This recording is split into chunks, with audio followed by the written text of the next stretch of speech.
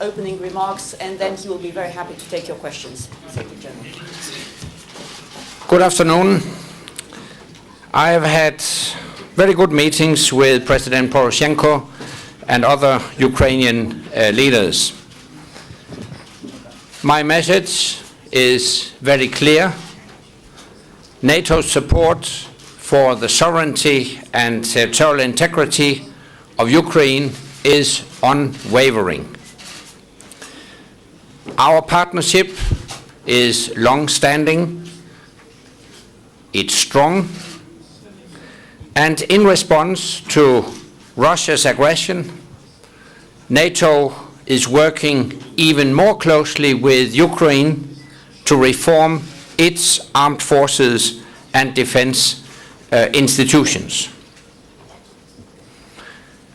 NATO stands ready to support Ukraine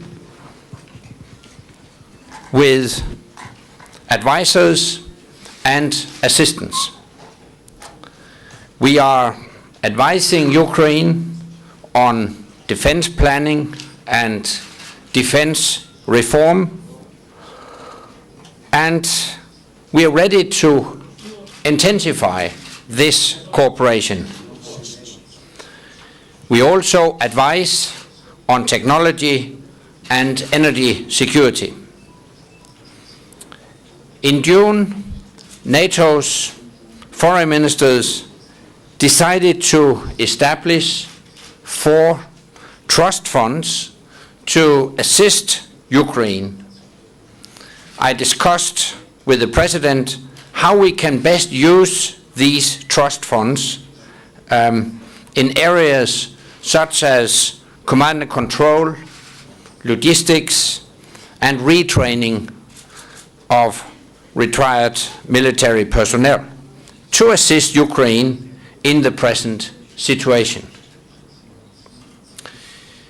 As a sign of our strong support and solidarity, we have decided to hold a special meeting with Ukraine at the upcoming NATO summit in Wales.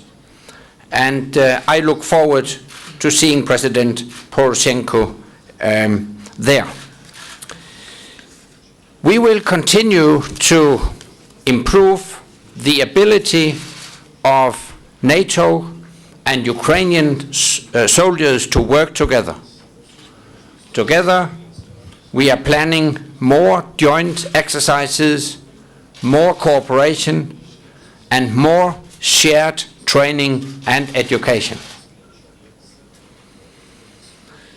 I look forward to welcoming the President to the NATO summit in Wales and to making our partnership even stronger. It is the right of every country to choose its own foreign policy without foreign interference. NATO fully respects that right, but today Ukraine's freedom and future are under attack. Instead of de-escalating the conflict, Russia continues to destabilize Ukraine. Russia's support to the separatists continues. It has intensified in scale and sophistication. The downing of MH17 shows the tragic global consequences of that reckless support. And Russia has massed large forces on the Ukrainian border to shield the separatists and to use any pretext to intervene even further. So I call on Russia to step back from the brink, step back from the border. Do not use peacekeeping as an excuse for war making. I urge Russia to follow the genuine path to peace, to stop its support for separatists, to pull back its troops from Ukraine's border, and to engage in a sincere dialogue for a peaceful solution. That is what Ukraine needs. That is what Russia says it wants.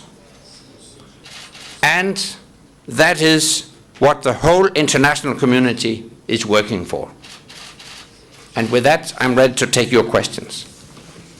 And please don't forget to introduce yourselves and the outlet that you work for. We'll start with the gentleman in the second row.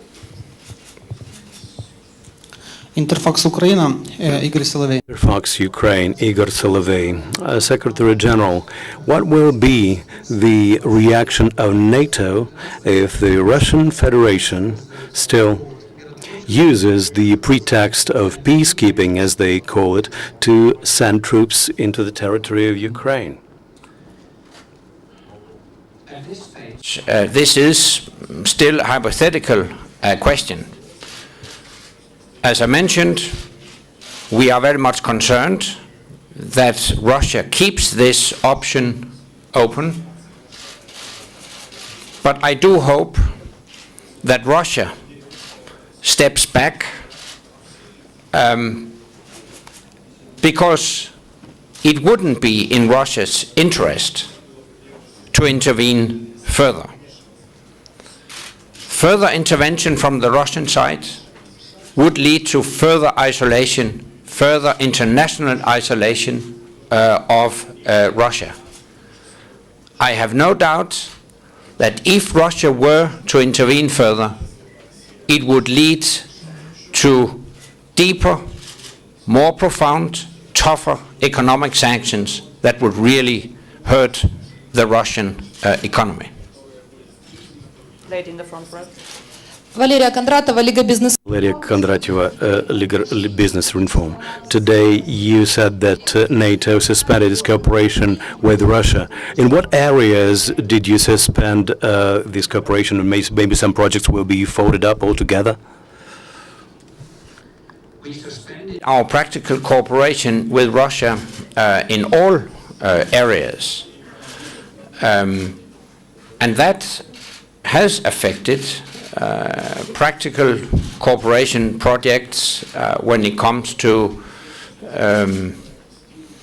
Afghanistan, counter-terrorism, counter-narcotics, counter-piracy. I strongly regret that because I think basically we have a common interest in addressing these security challenges. But obviously, after Russia's illegal military actions in Ukraine, we can't continue business as usual. And this is the reason why we have suspended practical cooperation with Russia. And they will be kept suspended as long as Russia doesn't comply with the fundamental principles of the founding documents of NATO-Russia cooperation. Gentleman over there. The microphone. Дозвольте, будь ласка, Марія Васильєва, студіо. Maria Vasilieva, 1+1 Studio. I have a question. Is there a plan of assistance from NATO for Ukraine if Russia, as NATO itself admitted, intrudes into the territory of Ukraine? Can NATO involve militarily at all?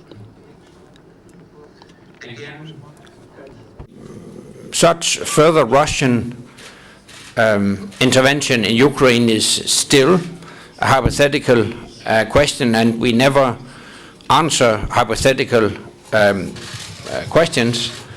As I mentioned, I have no doubt that the international community would react decisively through broader and deeper and more tough economic sanctions if Russia were to intervene further. As regards NATO, we have already discussed with Ukraine how we can step up our military-to-military cooperation, more intensified Ukrainian participation in NATO exercises, training, education, and also long-term assistance to modernize the Ukrainian armed forces and the Ukrainian security sector. But these activities will proceed irrespective of the situation in eastern Ukraine. They are part of the distinctive NATO-Ukraine partnership that we hope to see further developed in the coming years. Gentleman over there. Микола Сірук. Mykola Siruk. Mr. Secretary General, you mentioned 2 days ago in being in London that the World Summit would be turning point for NATO, and the NATO would be ready after boosting. It would help to boost the readiness of NATO to be ready to cope with the old and new threats.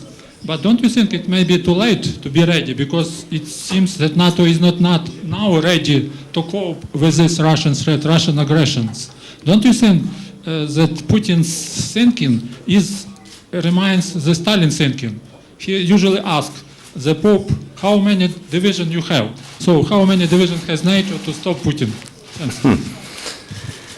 I can assure you that NATO does have all the capabilities needed to ensure effective protection of all our allies.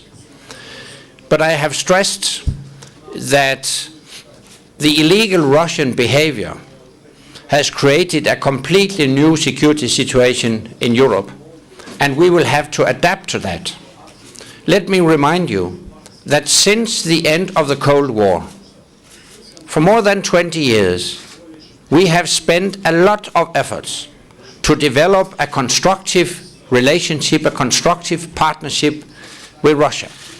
We have even decided at the NATO-Russia summit in 2010 that we will develop what we call a true strategic partnership with Russia. But as we all see, Russia doesn't consider NATO as a partner. On the contrary, when you read Russian military documents and when you listen to political leaders in the Kremlin, you realize that they consider NATO an adversary. We strongly regret that, but we will have to adapt to that. That's what I have stressed. And this is the reason why at the summit I would expect us to adopt a series of measures under the headline of a readiness action plan with the aim to improve our ability to act swiftly, if needed, to ensure effective protection of all our allies. So just to stress once again, we do have all the capabilities needed to ensure effective protection of our allies, but of course the illegal Russian behavior makes it necessary to adapt, and that's what we're doing. Ladies over there. Наталья Махваладзе, Руславе 2. Международное сообщество. International community is united supporting Ukraine. What will be this support from NATO? Maybe armaments for the Ukrainian military?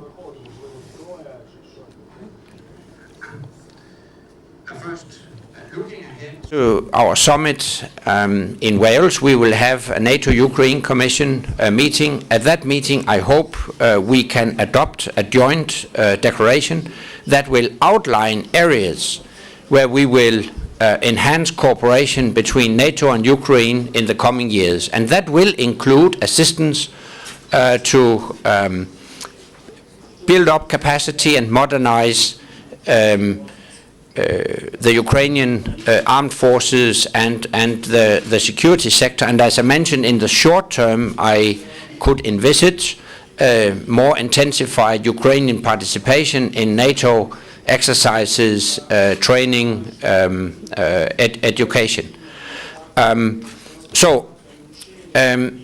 As regards delivery of equipment, that is not a NATO issue, and the reason is that within our alliance, it is not NATO that possesses military equipment.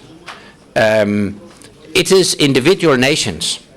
So a possible delivery of equipment is a national decision taken by individual allies and not by NATO as an alliance. Gentleman over there. Сирко, Запорожье, газета «Мих». Я участник. Sirko, MIF newspaper. I have just returned from the zone of anti-terrorist operation. I can reassure you that Ukrainians are determined to fight for their independence to the bitter end. How strong is the wish of NATO allies to help Ukraine out in this difficult time? Specifically, I mean countries like France, Austria and Switzerland. Let me remind you that Austria and Switzerland are not members of NATO, but it points to an important conclusion, namely NATO is not the only response to this crisis. The NATO response should be seen in connection with response from other international actors such as the European Union, the US, G7. And so far, I think we have seen a quite strong unity among these actors in the response to the Russian illegal military actions. Of course, there's no reason to hide that there are different views, but despite that, we have succeeded in maintaining a strong international unity in the response to the illegal Russian behavior. All decisions within NATO are taken by unanimity, by consensus, so per definition, we move together. And so far, we have taken determined steps based on unity within our alliance, and I'm sure that will also be the case in the future, including at the summit in Wales. Lady in the second row. Olga Vrozh with the Ukrainian Week. You just said that NATO stopped all cooperation with Russia, but in continuation to the previous question concerning the selling of Mistrals, because France is the NATO member state. So what is the position now after the stop of cooperation on the selling of those ships? Thank you. This is it's a French national decision. Again, as NATO is not in possession of military equipment, and as it is not NATO that invests in equipment, it remains a national decision. Having said that, I'm also confident that the French government will take responsible decisions that also take the overall security environment into account. One last question, gentleman at the back. Frank Tieskens, RTL News, Dutch television. I have a question. Do you see any role for NATO in securing the crash site of MH17? No, and we haven't received any request in that respect. Thank you very much for coming. Thank you very much to the Ukraine Media Center, Crisis Center for hosting us. Thank you.